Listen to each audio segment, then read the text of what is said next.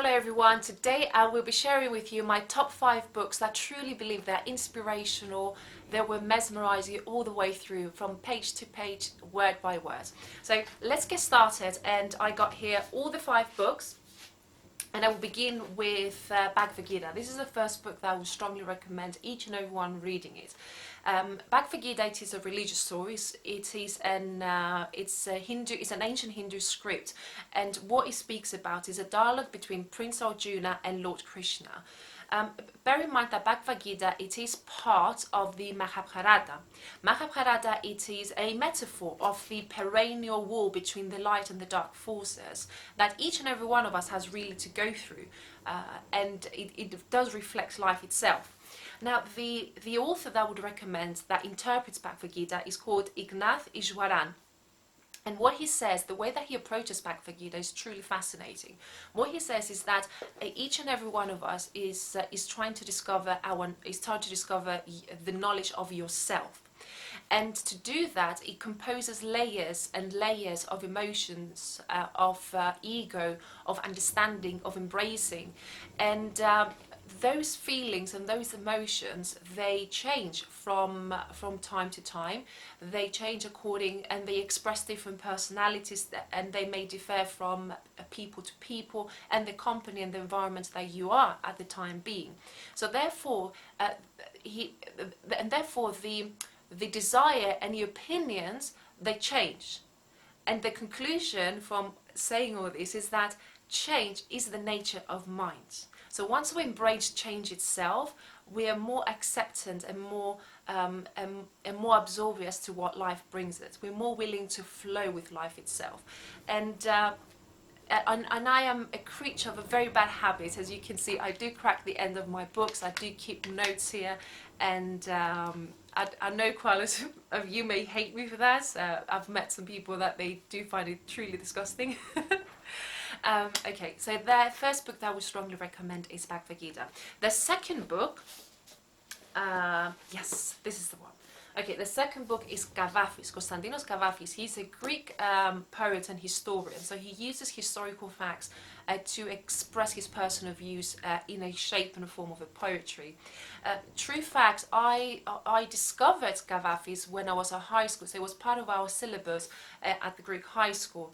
And at that time I was questioning everything: parents, life, religion, myself, death, etc. So I decided to be reading one of his poems as my prayer every night. And the poem that I would read, it was called Ithaca.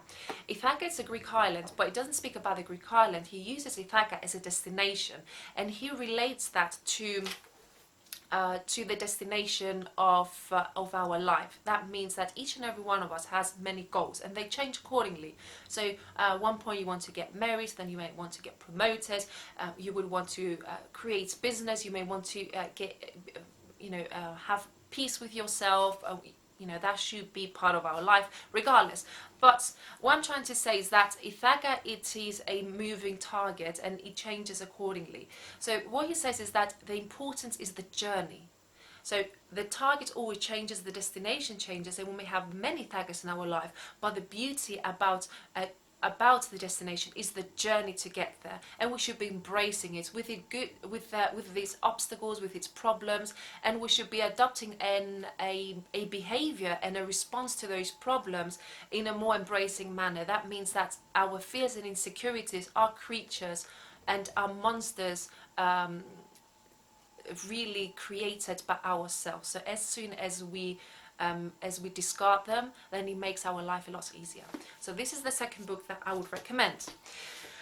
Carry on the same pace, being in the Greek part of it. I could not do this video without recommending an ancient Greek philosopher, and the flavor of the year, I would say, for me personally at the time being, would be Aristotle. Aristotle taught Alexander the Great, and he also wrote The Art of Persuasion. This particular book was intended for his pupils, so they are lecture notes. And it's truly fascinating to be reading lecture notes that they were delivered thousands and thousands of years ago.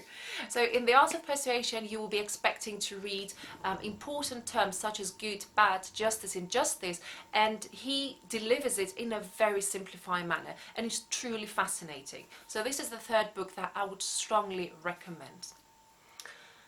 Okay, now I will go on my fourth book, which is Friedrich Nitse. Friedrich Nitse is a German philosopher, and he wrote the book Thus Spoken Zarathustra. I got mine in Greek. It just happens the time I bought it in Greek. Sometimes I will buy it in Greek, other times I will buy the books, if they're not written in the languages that I speak, I will buy it either in Greek or in English. So once again, the very bad habit of cracking the ends of my books. I don't know if it focuses. Okay. And so this book is divided in 4 parts, and it speaks of the overman. What overman does, he goes through a lot of risks, and he's willing to go through these risks, but most importantly, he's indulging in this way of living in order to enhance humanity. And reading the risks of the overman, you can relate in a lot of them, and you will definitely develop yourself at the end of this book. I most definitely believe that. It is a very chunky book, and it does require a particular state of mind, so it's not something that you would say, oh, it is light, I can actually read it now to relax. No, it's not to relax, it's really to get deep down into yourself and understand as we said, the knowledge of yourself. Okay, now the last and the 5th book is Nikos Kazatzakis. Nikos Kazatzakis, it touches my heart. He's also a Greek author, and the book that I would recommend is the translation is the Saviours of God. So I got it in Greek, and in Greek it's called Asketiki. I've read a lot of books of Kazatzakis, so they tend to be very big, so there are a lot of pages. So this one you can see is quite short, and he does conceptualize his thinking. So what he does in this book is spiritual exercises. So you will find yourself questioning and trying to understand and trying to deepen your thinking. I won't say anything more with Nikos Kazatzakis because the way he approaches, the way he uses the words and the sentences, it truly fascinates me, and I cannot say enough. You would definitely see that this is a more condensed knowledge. So if you would want to read a more elaborative and in a narrative manner, he has many books, and you can look into it. However, Asketiki, the Saviour of God, it's a beautiful book, and it definitely helps to develop and evolve yourself. Those are the 5 books that I would recommend. If you do have any personal recommendations that I should personally read, please leave a comment down below. I would love to hear from you. I am definitely a person that tries to find time in the day to be reading and listening and understanding and approach thinking and manners in a different perspective. I am a creature of coming out from my comfort zone and challenge myself all the time, so I'm open to suggestions. Those are the 5 top books that I would recommend. Have a lovely day, and happy and lovely reading. Bye bye.